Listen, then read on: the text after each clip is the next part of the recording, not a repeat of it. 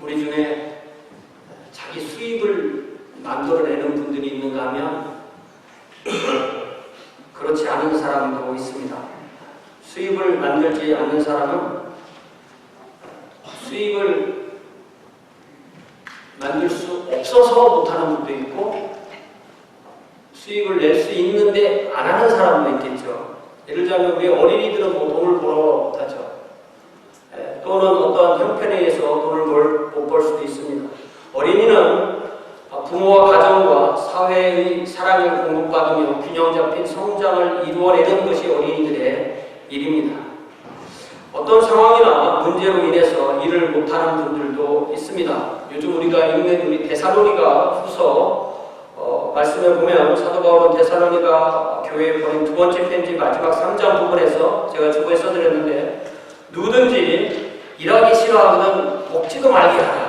If a man will not work, he shall not eat. 이게 우리가 왜 중학교 다닐 때 영어 will, shall이라고 배웠잖아요. He shall not eat 이렇게 말하면 그는 먹지 아니하리라 이렇게 번역하는 게 아니라 먹지 못하게 하라 이렇게 번역해요. 그는 그러니까 일하기 싫어한다면 굶겨라, 먹을 걸 주지 말아라 이런 뜻이 되는 것입니다. 특별히 데살로니가 교회는 임박한 종말을 기대하고 일을 하지 않고 일만 만드는 사람들이 있었다는 겁니다. 그래서 하나님은 특별히 성인 남자, 성인이 몇 살이죠? 18살이잖아요. 성인 남자에게 이마에 땀을 흘리며 일을 해서 자신과 가족을 부양하도록 하셨습니다. 그래서 어떤 가정은 남편이 수입을 얻는 일을 전적으로 하고 아내가 또 가정을 돌보고 자녀를 돌보고 남편을 또 돌보는 그런 일을 하기도 합니다. 또 많은 여자분들도 자신의 전문 분야에서 자기의 능력을 인정받고 자기의 수고로 가정을 세우고 사회를 이롭게 합니다. 어떤 형태의 노동을 통해서 수입을 만들어내는 것이 우리의 삶의 기본입니다. 우리가 굳이 자본주의 사회가 아니라 하더라도 사람이 사는 곳에 생산활동을 하지 않으면 그 개인이든 그 공동체든 멸망할 수밖에 없습니다. 오늘 우리가 읽은 이 전도서 본문에서는 솔로몬이 경고하는 것은 지나친 수고에 대해서 경고하는 것입니다. 솔로몬이 경고하는 것은 해 아래서 우리의 노동과 수고 그 업적에 매몰되어서 하나님 앞에서의 자신의 존재 목적을 잃어버리는 것입니다. 하나님 앞에서 우리의 존재 목적이 무엇인지 깨닫고 그 뜻대로 살아야 되는 것이 우리의 삶입니다. 이것이 이렇게 어떤 우리의 삶에 하나님 앞에서의 질서를 잃어버리면 우리는 많은 것을 이루어 놓고 결국 솔로몬처럼 허무하다라고 고백할 수밖에 없을 것입니다. 그래서 오늘 우리 지혜로운 왕 솔로몬이 수고도 헛되다라는 고백하는 충고를 들으면서 우리 자신을 돌아보아 솔로몬으로부터 진정한 지혜를 얻기 원합니다. 18절 말씀에 보니까 내가 해 아래에서 내가 한 모든 수고를 미워했다. 왜냐하면 내 뒤를 이을 이에게 남겨주게 되기 때문이다.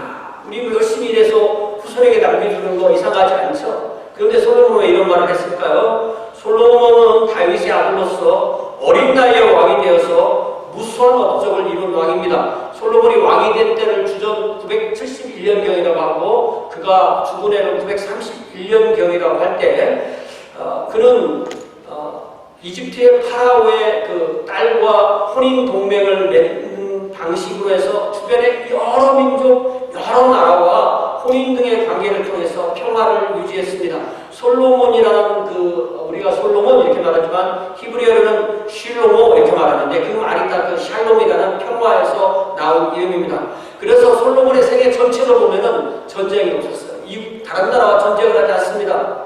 그리고 966년에 부친 다윗의 수건 사업이던 성전을 건축하기 시작해서 7년 동안 완공해서 959년에 성전을 하나님께 봉헌하게 됩니다. 또 자신의 왕궁은요 13년 동안 왕궁을 시간을 들여서 공사를 마칩니다. 또 솔로몬 지세에 이스라엘은 북쪽 유프라테스강 상류까지 그리고 남쪽은 이집트 접경까지 나라를 크게 시료 지배함으로써 성경에서 하나님께서 약속하신 그 성지의 그 온전한 모습을 지도로 그릴 수 있는 때가 바로 이 솔로몬 때가 됩니다. 이스라엘을 12지파로 이렇게 지파별로 이렇게 사는데 그것을 새롭게 12개의 행정구역으로 나누어서 세금도 받고 인력도 동원하고 하였습니다. 그러나 그의 통치 말년에 특히 부인을 주변에서 워낙 많이 아내를 부여오다 보니까 아내가 700명, 또 첩이 300명, 도합 1000명, 저는 1000명의 이름을 외울 자신은 없습니다. 솔로몬은 지혜로워서 외웠는지 모르지만 문제는 이 외국에서 온 여자들이 다 자기들 종교를 가지고 와서 예루살렘에서 이방신을 섬기기 때문에 성전을 지은 솔로몬이 자기 백성을 우상 숭배로 이끌어들인 왕이 되는 것입니다.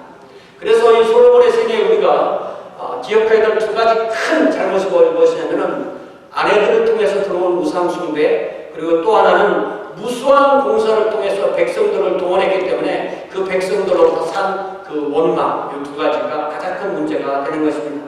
솔로몬은 오늘 본문에서 내가 헬에서 한 모든 수고를 미워했다. 이는 내 길을 이을리에게 넘겨주게 되리라고 탄식하였는데요. 솔로몬은 자신의 죄 때문에 자신이 죽은 후에 자기 왕국이 어떻게 된다는 것을 알았는데 이걸 여러분이 어떻게 알 수 있냐면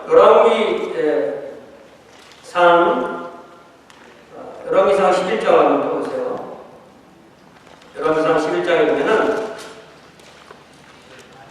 11장 맨 앞부분에 하나님께서 아직 솔로몬이 살아있을 때 솔로몬의 죄로 인한 형벌로 그의 나라를 북왕국 10지파, 남왕국 2지파로 나누실 것을 하나님의 선지자 아히야를 통해서 예언하고 선포하는 내용이 나오게 됩니다. 열왕기상 11장입니다. 여기 보면은요,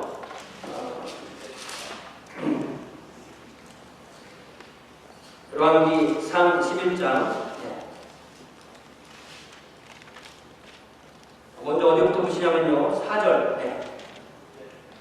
3절. 왕은 후궁이 700명이요, 첩이 300명이라 그의 여인들이 왕의 마음을 돌아서게 하였더라. 솔로몬의 나이가 많을 때에 그의 여인들이 그의 마음을 돌려 다른 신들을 따르게 하였으니 왕의 마음이 그의 아버지 다윗의 마음과 같지 아니하여 그의 하나님 여호와 앞에 온전하지 못하였으니 이는 시돈 사람의 여신 아스다로스를 따르고 암몬 사람의 가증한 밀곰을 따릅니다. 솔로몬이 여호와의 눈 앞에서 악을 행하여 그의 아버지 다윗의 여호와를 온전히 따르는 같이 따르지 아니하고 모압의 가증한 금오수를 위하여 예루살렘 앞산에 산당을 지었고 또 암몬 자손의 가증한 몰록을 위하여 그렇게 그와 같이 하였으며 이렇게 되어 있죠. 그러니까 이 솔로몬의 우리가 솔로몬 하면은 아주 위대한 왕이라고 자꾸 생각하게 되는데 훌륭한 왕이라고 생각하는데 성경은 그렇게 말하지 않습니다. 그래서 거기 26절 열왕기상 11장 26절부터 보면은 여로보암이라는 사람이 나오는데요. 여로보암이라는 사람이 솔로몬이 세운 신하에 공사 감독으로 세운 신하에 그 사람이 왕을 대적하기 시작합니다. 왜냐하면 백성들이 너무너무 고용이 힘들어서 너무나 힘들기 때문에 이 에브라임 사람 여로보암이 중심이 돼서 솔로몬을 이제 대적하게 됩니다. 29절에 보니까 그 즈음에 여로보암이 예루살렘에서 나갈 때 실로 사람 선지자 아히야가 길에서 그를 만나니 아히야가 새 의복을 입었고 그 두 사람만 들에 있었더라. 아히야가 자기가 입은 새 옷을 잡아 12조각으로 찢고 여로보암에게 이르되 너는 10조각을 가지라. 이스라엘 하나님 여호와의 말씀이 내가 이 나라를 솔로몬의 손에서 찢어 빼앗아 10지파를 너에게 주고 오직 내 종 다윗을 위하여 이스라엘 모든 지파 중에서 택한 성읍 예루살렘을 위하여 한 지파를 솔로몬에게 주리니 라고 말하면서 30절에 왜 그러냐 그 이유를 분명히 말하는데 33절에 한번 우리 열왕기상 11장 33절 같이 읽어봐요. 시작. 이는 그들이 나를 버리고 시돈 사람의 여신 아소라롯과 모압의 신 모스와 암몬 자손의 신 밀곰을 경배하며 그의 아버지 다윗이 행함 같이 아니하여 내 길을 행하지 아니하며 나보기에 정직한 일과 내 법도와 여호와 내 율례를 행하지 아니하리라. 솔로몬은 그가 남기게 되는 왕국과 모든 업적이 자신이 죽고 난 뒤에 온전히 보존되지 못할 것을 이미 선지자의 예언에서 알고 있었던 거예요. 그러니까 그 자신이 한 일이 헛되다, 후회한다 라고 한탄하지만 그 책임이 사실은 자신에게 있는 거죠. 사실 우리의 후손에게 무슨 일이 넘어가지만 그 후손에 대한 책임도 자신에게 있다는 사실을 기억해야 됩니다. 그래서 19절에서 자기의 자리를 이을 그 사람들이 그 사람이 지혜자일지 우매자일지 누가 알냐면 내가 해 아래서 내 지혜를 다하여 수고한 모든 결과를 그가 다 관리하려니 이것도 헛되다. 내 자리를 이을 사람이 지혜롭게 그걸 잘 가지고 있을지 아니면 다 잃어버릴지 어떻게 하냐. 솔로몬은 40년을 왕위에 있으면서 모든 부귀와 영화를 누렸지만 또한 수고와 돌아가서 무수한 범죄를 저지르게 됩니다. 그가 931년 사망해서 장사되고 그의 왕국을 이제 그 열두 지파 전체를 온전하게 계승하기 시작한 사람이 바로 그의 아들 르호보암입니다. 솔로몬이 자기가 헤아려서 그의 지혜를 다해서 행한 모든 결과를 관리했던 이 르호보암이 지혜자였을까요? 우매자였을까요? 그거는 12장을 궁금합니다. 12장에 보면은 솔로몬의 장례식이 끝나고 르호보암은 세겜에 모인 이스라엘 모든 백성을 만나기 위해서 갑니다. 그런데 이 모든 백성들이 우리의 말을 들어줘야만 당신을 우리가 왕으로 섬기겠습니다 라면서 4절에 어떤 조건을 내걸냐면 4절에 조건을 내걸기 전에 잠시 망명했던 여로보암을 이집트에서 불러다 놓고 우리의 원을 들어주세요라고 부탁하는 것이 4절에 왕의 아버지가 우리의 멍에를 묻게 하였으나 왕은 이제 왕의 아버지가 우리에게 시킨 고역과 매우 무거운 멍에를 가볍게 하소서 그리하면 우리가 왕을 섬기겠나이다. 예나 지금이나 어떤 체제에서나 권력은 민중의 것입니다. 백성의 것입니다. 백성으로부터 권력이 나오는 것입니다. 솔로몬의 왕궁에서 온갖 부귀 영화를 누리며 자라났던 여러 왕자 중에 한 명이었던 르호보암은 그 권력의 그 진 의미를 배우지 못했습니다. 솔로몬은 3일의 말미를 구하고 백성을 돌려보냅니다. 그리고 나서 이제 신하들의 말을 듣는데 그 다음에 읽어보니까 먼저 그의 아버지 솔로몬의 신하들 즉 경험이 많고 지혜로운 노인들과 의논합니다. 그래서 실제로 그 노인들이 뭐라고 대답해 주냐면 왕이 만일 오늘 이 백성을 섬기는 자가 되고 그러니까 왕의 임무는 뭐냐면 백성을 섬기는 거라는 거죠. 백성을 섬기는 자가 되어서 그들을 섬기고 좋은 말로 대답하여 이루시면 그들이 영원히 왕의 종이 되리이다. 이게 노인들이 해준 말이에요. 사랑하는 여러분, 제가 전도서를 이제 설교하면서 깨달은 사실이 뭐냐면은 이런 정리를 하게 됐어요. 정리. 우리 공부하다가 딱 정리하잖아. 정리. 참으로 지혜로운 사람은 자신이 지혜롭지 않다는 것을 인정하는 사람이다. 그렇게 정리되십니까? 난 지혜로운데? 그럼 뭐라고요? 안 지혜로워. 나는 안 지혜로운, 안 지혜로운 그런 거라고요? 지혜로울 수가 있는 거죠.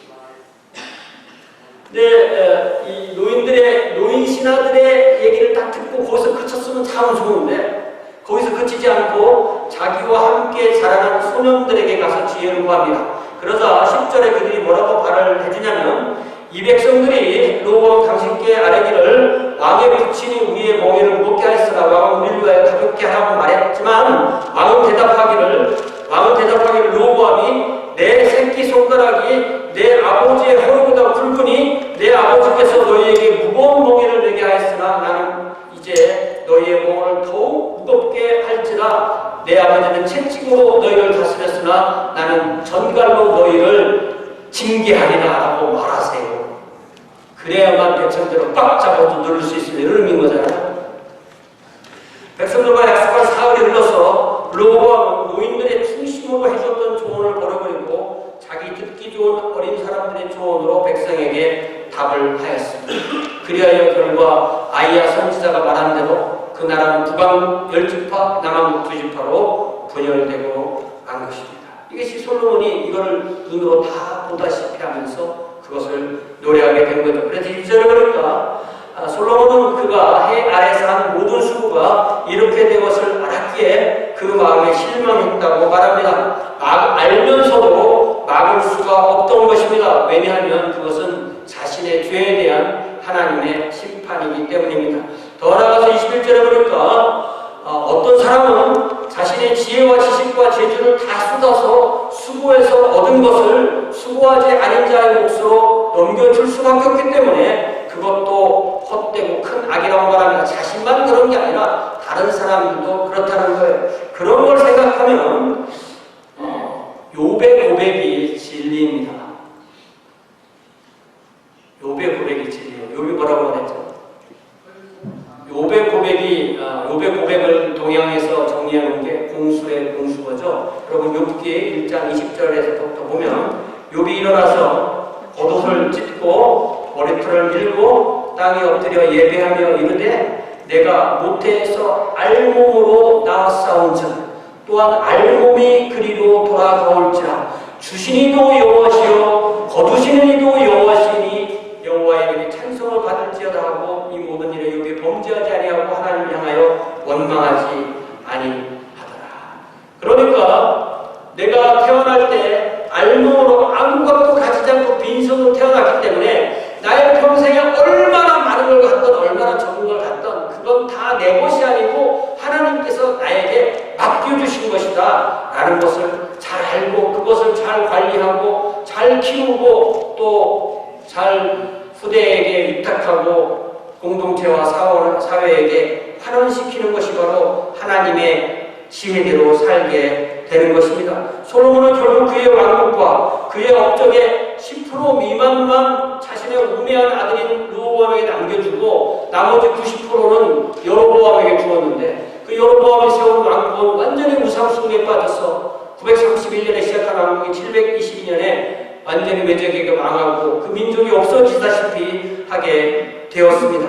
그러므로 하나님의 말씀이 솔로몬의 생애에 내리는 평가는 순엄합니다. 솔로몬은 그 아버지 다윗의 길을 가지 않았습니다. 그가 말년에 기록한 고백 전도서는 이런 배경을 알고 읽을 때에만 그 진정한 의미가 드러나고 우리에게 진정한 지혜로 다가오게 됩니다. 더 나아가서 22절에서 사람이 해 아래에서는 행하는 모든 수고와 마음에 쓰는 것이 무슨 소득이 있냐. 솔로몬은 자신을 뿐만 아니라 보통의 모든 사람도 그렇게 수고와 마음에 애쓰는 것이 아무런 소득이 없이 끝날 수 있다고 경고합니다. 왜냐하면 23절에 보니까 자칫 일평생이 23절에 나오는 단어들을 보세요. 근심, 수고, 슬픔, 밤에도 쉬지 못하고 그래서 헛되다 이렇게 말합니다. 아마 이 고통 중에 아주 심각한 고통이 밤에 잠을 이루지 못하는 거라고 했어요. 특별히 근심 때문에 잠을 이루지 못하는 거예요. 그런 면에서 우리가 행복한 삶으로 우리가 하나님 앞에 잘 사는 방법 중에 하나는 이 자족하는 마음, 감사하는 마음을 갖는 것이죠. 자족하는 마음, 감사하는 마음이 없으면 불행해집니다. 하나님의 주권과 하나님이 나를 향한 의도와 하나님의 사랑을 믿을 텐데 우리는 지금 여기서 나에게 주어진 것으로 감사하는 태도를 가져야 합니다. 자, 제가 뭐라고 했어요? 지금 여기서 나에게 주어진 것. 저 사람은 5달러 더 받았어. 왜 5달러 돼요? 저 사람은 2달러 더 받았어. 왜 불씨라도? 왜 나는 하나밖에 없어? 자기가 받은 것은 소중해 보이지 않고 남이 받은 5개만 소중해 보이면 그거 문제가 있는 것입니다. 그렇기 때문에 내가 주님께 받은 그 한 달란트가 얼마나 소중한 기회인지를 깨닫는 것이 참으로 지혜로운 것입니다. 여기서 반드시 극복해야 될 문제가 비교의식이에요. 다른 사람 쳐다보는 거. 비교의식이죠. 여러분 10편 16편 펴보세요. 10편 16편 다윗의 노래인데요. 이 10편 16편이 참 어떻게 이런 식으로 썼을까? 하나님의 성령께서 쓰게 해주셨겠지만 10편 16편을 보면 하나님이여 나를 지켜주소서 내가 죽게 피하나이다. 하나님만 의뢰하고 하나님께만 피하는 것입니다. 그러면서 자신은 우상에게 기대지 않겠다고 그러면서 2절에서 내가 여호와께 아뢰되 주는 나의 주님이시오니 주밖에는 나의 복이 없다 하였나니 우리가 주님이 나의 복이라고 생각하면 다른 사람의 복이 나보다 더 크다고 그렇게 어렵게 생각할 필요가 없습니다. 그러면서 3절에서 다윗은 자신의 모든 즐거움을 성도들에게 줍니다. 우리가 이렇게 주일이 되면 내 교회가 갈 것이고 거기에 가면 나를 알아보는 사람이 있고 거기서 함께 예배하고 함께 식사하고 이런 공동체가 있다는 것이 우리에게 얼마나 감사합니까? 4절에서 다윗은 다시 우상 숭배를 멀리하기로 다짐합니다. 그러면서 5절에서 뭐라고 그래요? 5절에 보니까 여호와는 나의 산업과 나의 잔에 소득이시니 나의 금깃을 지키시나이다. 그가 내게 줄로 재어준 구역은 아름다운 곳에 있으며 나의 기업이 실로 아름답도다. 다윗은요, 이 산업, 잔, 소득, 분깃, 줄, 구역, 기업 이런 단어를 동원해서 하나님이 나에게 맡겨주신 것 그걸로 인해서 감사를 했어요. 그러니까 여러분 우리가 지금 뭘 구별해야 되냐면 구별력이 지혜, 분별력이 지혜입니다. 뭘 구별해야 되냐면 분수와 푼수를 구별해야 돼요. 분수는 뭡니까? 분수를 안다. 이걸 어떻게 구별해야 될까? 내가 푼수인지 분수는 아닌지 내가 나를 판단할 수 있어야 되는데 어떻게 판단하면 되냐면은 방법이 뭐냐면은 나의 자를 붙여서 하나님이 나에게 주신 것에 대해서 그걸 생각하면 기뻐. 이런 건 분수를 아는 사람이야. 그런데 나의 자만 붙으면 무조건 싫어. 이런 사람은 푼수인 거예요. 보세요. 나의 나라. 우리나라 멍청한 것 같아. 이거 푼수야.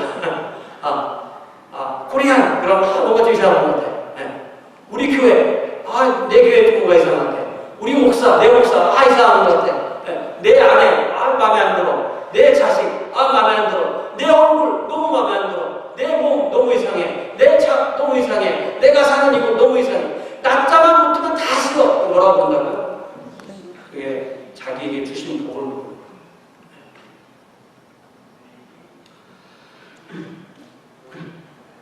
왜 우리가 우리에게 주어진 것으로 감사하지 못하고 자기에게 주어진 것을 인하여서 미워하고 슬퍼하고 열등감에 빠집니까? 그런 사람은요 하나님을 미워하는 거예요. 하나님이 내게 주신 거예요.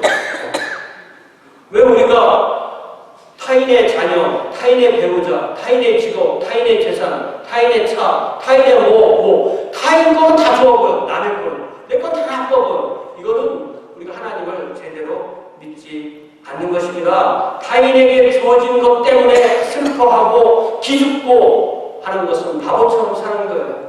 우리가 자족한다는 것은 진정 감사하고 하나님이 지금 여기서 나에게 주신 것으로 하나님이 살아서 역사하시기 때문에 내가 비록 부족해도 하나님이 나에게 복을 주신 거기 때문에 그것으로 감사하는 삶을 성경에서는 자족한다고 해요. 자족하는 그 사람이 행복하게 삽니다. 그래서 솔로몬 24절에 그럼 정말 진정한 행복, 소소하지만 확실한 행복. 요즘 한국 사람들은 모든 것을 줄이니까 소소하지만 확실한 행복을 줄여서 말을 걸어가요.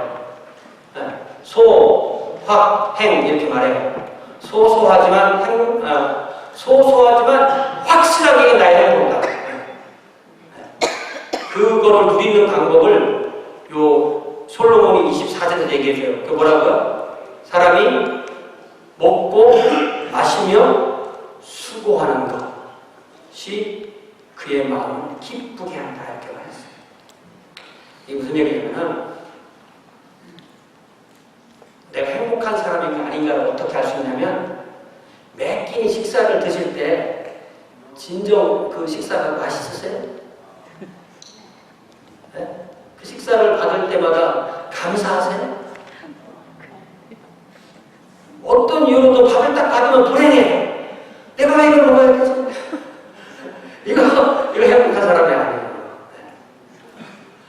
근데 아내가 해주는 것들 맛있게 먹는데 식당에 가면 가끔 우리 그럴 수가 있어요.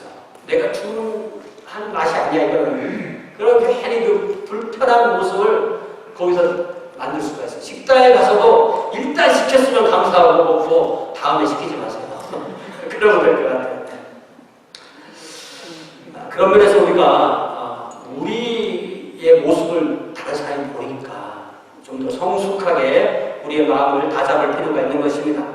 우리가 마른 빵 한 조각을 먹더라도 감사하는 마음으로 먹으면 그것이 진정 우리를 살리는 음식이 됩니다. 그래서 음식을 맛있게 먹는 법을 제가 최근에 발견했어요. 저야 평생 맛있게 먹을 줄 알지만 저는 좀 더 맛있게 먹는 법을 발견했는데 그게 뭔가 했더니 조금 먹으면 맛있어요. 조금 천천히 먹으면 맛있습니다. 한번 해보세요.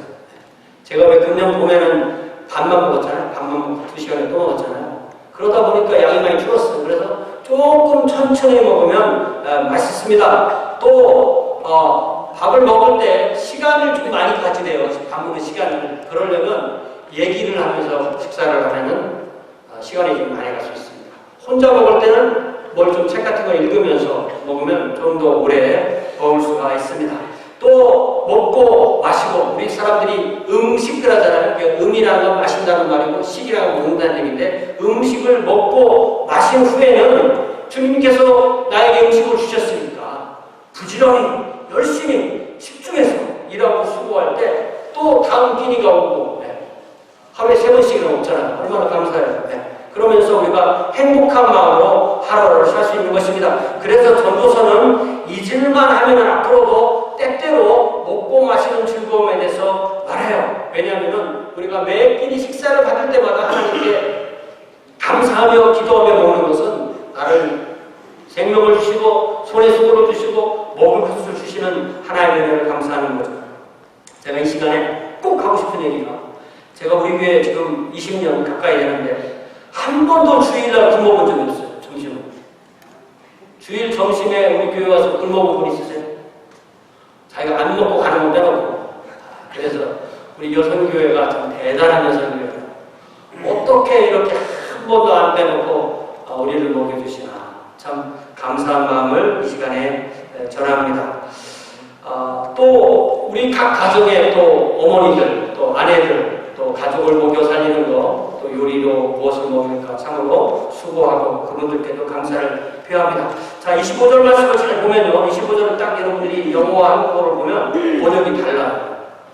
25절의 한국말로는 내가 이 세상에서 최고 잘 먹고 최고 잘 즐겼다 그렇게 써놨는데 영어에서는 하나님이 주시지 않았다면 어떻게 먹고 어떻게 마시겠냐 이렇게 해놨어요. 그러니까 이렇게 가끔 번역이 다르게 될 때가 있어요. 왜 그러냐면은 원어를 볼 때 영어식으로 저렇게 번역해도 본문이 되기 때문에 저렇게 해놓은 거예요.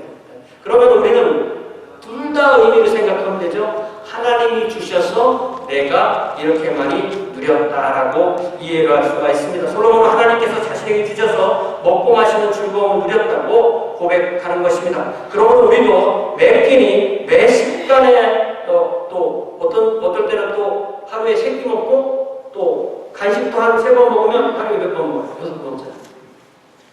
얼마나 행복해요.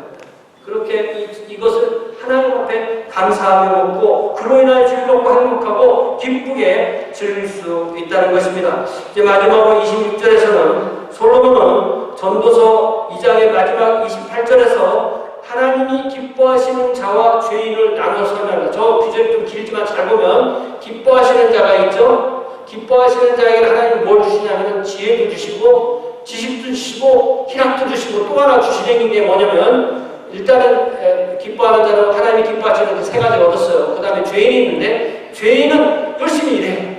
열심히 수고하게 하고 그가 모아 쌓은 것을 하나님이 기뻐하는 대로 주시는 거예요. 그러니까 하나님이 기뻐하시는 자는 뭐가 4가지를 갖는 거죠. 뭐뭐 가져요? 지혜, 지식, 희락, 그 다음에 죄인이 쌓아온 것까지도 하나님이 뺏어서 주신다고 했습니다. 그렇지만 그것도 헛되다. 이렇게 말해요. 왜?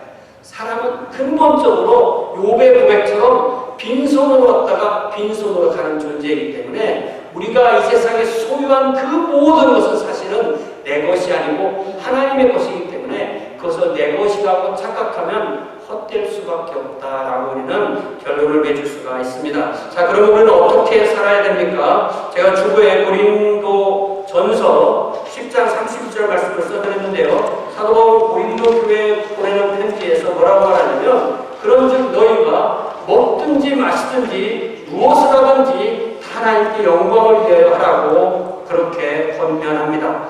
우리의 수고도 해 아래에서만 한다면 결국 자신과 이웃을 해치는 것이 될 수 있습니다. 열심히 일해서 그 결과로 많은 수입이 생기면 그만큼 더 잘 될 것 같은데, 수입이 돼서 성공하는 만큼 오히려 더 자신을 해치고 이웃까지 해치는 사람도 될 수 있다는 것입니다. 그럴 때 우리의 수고가 헛될 뿐입니다. 우리의 하루에, 또 우리의 한 주에, 우리의 한 달에, 우리의 1년에, 우리의 일생이 이렇게 헛된 삶을 살았다면 우리가 주님 앞에 설 때 주님께서 우리에게 잘하였다고 하실까요? 한국말은 이 잘하였다는 말하고 잘했다 뭐 다른 말입니다. 네. 참 잘했다. 이렇게 하는 다른 말이죠.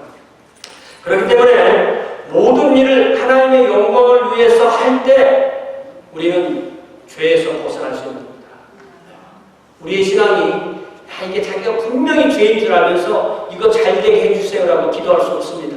그렇기 때문에 모든 일을 하나님의 영광을 위해서 하겠다고 할 때 우리는 죄에서 벗어나서 하나님께 영광을 돌리는 삶을 살 수가 있습니다. 그렇게 살 때 우리는 하루하루의 삶의 여백을 메꿔 나감에 있어서 하나님께 영광이 돌려지는 삶을 살 때 세상은 우리를 몰라줄지라도 하나님은 우리를 분명히 아시고 하나님의 생명책에 그 모든 것을 기록해 두시고, 우리가 어느 날 이 땅에서 삶을 다 마치고 모든 것을 다 내려놓고 우리가 주님 앞에 갈 때 주님께서 우리에게 해주실 단 한마디 말씀, 잘하였도다 착하고 충성된 종아, 이 말씀을 우리가 듣는 것이 우리의 하루하루의 삶의 연속이 되어야 될 줄 믿습니다. 이 한 주간도 이렇게 우리의 모든 수고가 하나님께 영광을 돌리는 것이 되어서 주님 앞에 귀한 착한 종이 될 수 있기를 주님의 이름으로 축원합니다. 기도하겠습니다. 사랑의 아버지 하나님, 저희들에게 주신 이 땅에서 삶 동안에 매일매일 매일매일 주님께서 주신 능력과 지혜와 지식을 가지고 손의 기술을 가지고 열심히 일합니다. 저희들에게 건강을 주시고 기회를 주시고 직업을 주시고 일을 하게 하시고 또한 수입을 얻게 하시고 또 가정을 부양하게 하시고 공동체를 섬기고 또 사회에 환원하게 하시니 참으로 감사합니다. 아버지 하나님, 우리에게 물질이 주인이 되지 않게 하시고 해 아래서 허무한 수고에 우리 자신을 허비하지 않도록 복내려 주옵소서. 그리하여서 우리가 온전히 주님 안에서 주님의 은혜 가운데 먹든지 마시든지 무엇을 하든지 주님께 영광을 돌리는 귀한 주의 자녀로 인도하여 주옵소서. 예수님의 이름으로 기도하옵나이다. 아멘.